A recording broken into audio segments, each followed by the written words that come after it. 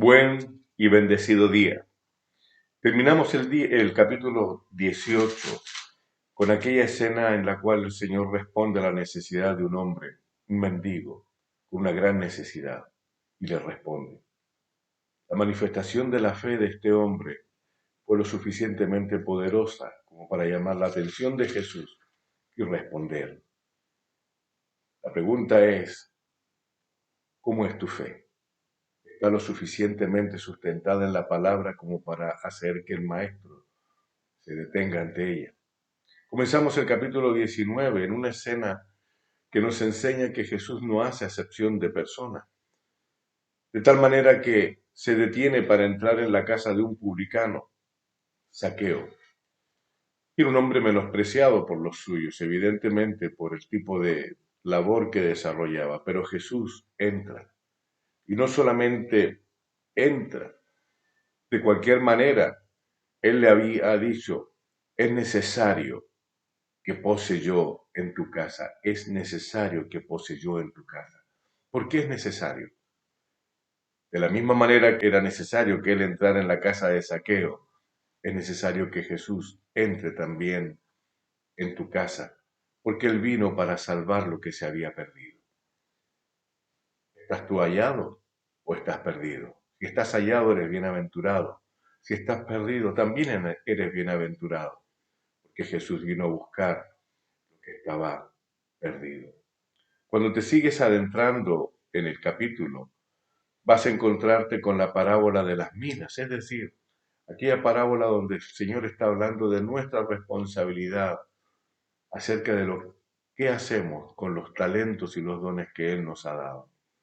Dios quiere que esos dones con los cuales Él te bendijo, tú puedas manifestar el fruto y ese fruto pueda también honrarle a Él, pero también que te sirva a ti en tu vida. Cuando seguimos avanzando en el capítulo, vamos a darnos cuenta que estamos llegando al final del ministerio de Jesús.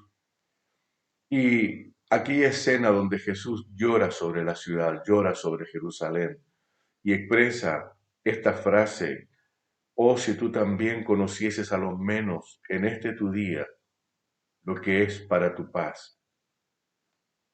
Querido, qué importante es que nosotros sepamos darnos cuenta que hoy es el día de salvación, que sepamos reconocer las señales, que sepamos reconocer que Jesús está al lado nuestro y que sepamos reconocer que en algún momento nos vamos a tener que encontrar con Él para dar cuenta de lo que hemos hecho con nuestra vida.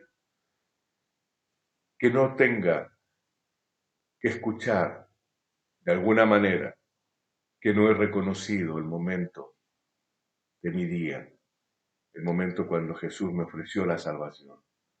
Que nuestras vidas puedan ser vidas verdaderamente comprometidas con Él y que no vivamos sencillamente en un estilo religioso por tener tranquila nuestras conciencias, sino que podamos experimentar la salvación de Dios continuamente.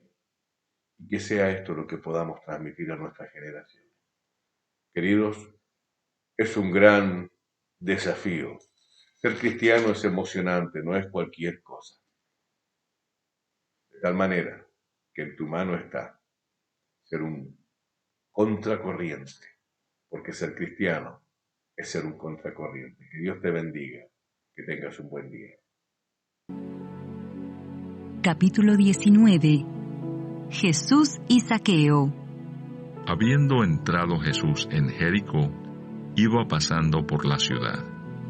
Y sucedió que un varón llamado Zaqueo, que era jefe de los publicanos y rico, procuraba ver quién era Jesús, pero no podía a causa de la multitud, pues era pequeño de estatura. Y corriendo delante, subió a un árbol sicómoro para verle, porque había de pasar por allí.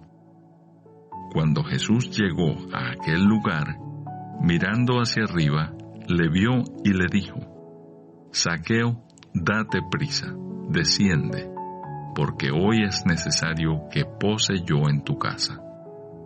Entonces él descendió aprisa, y le recibió gozoso. Al ver esto, todos murmuraban, diciendo que había entrado a posar con un hombre pecador. Entonces Zaqueo, puesto en pie, dijo al Señor: He aquí, Señor, la mitad de mis bienes doy a los pobres, y si en algo he defraudado a alguno, se lo devuelvo cuadruplicado. Jesús le dijo: Hoy ha venido la salvación a esta casa, por cuanto él también es hijo de Abraham, porque el Hijo del Hombre vino a buscar y a salvar lo que se había perdido. Parábola de las 10 minas. Oyendo ellos estas cosas, prosiguió Jesús y dijo una parábola, por cuanto estaba cerca de Jerusalén, y ellos pensaban que el reino de Dios se manifestaría inmediatamente. Dijo pues: Un hombre noble se fue a un país lejano para recibir un reino y volver. Y llamando a 10 siervos suyos, les dio 10 minas y les dijo: Negociad entre tanto que vengo. Pero sus conciudadanos le aborrecían y enviaron tras él una embajada, diciendo: No queremos que éste reine sobre nosotros. Aconteció que, vuelto él, después de recibir el reino, mandó llamar ante él a aquellos siervos a los cuales había dado el dinero, para saber lo que había negociado cada uno. Vino el primero diciendo: Señor, tu mina ha ganado 10 minas. Él le dijo: Está bien, buen siervo, por cuanto en lo poco has sido fiel, tendrás autoridad sobre 10 ciudades. Vino otro diciendo: Señor, tu mina ha producido 5 minas.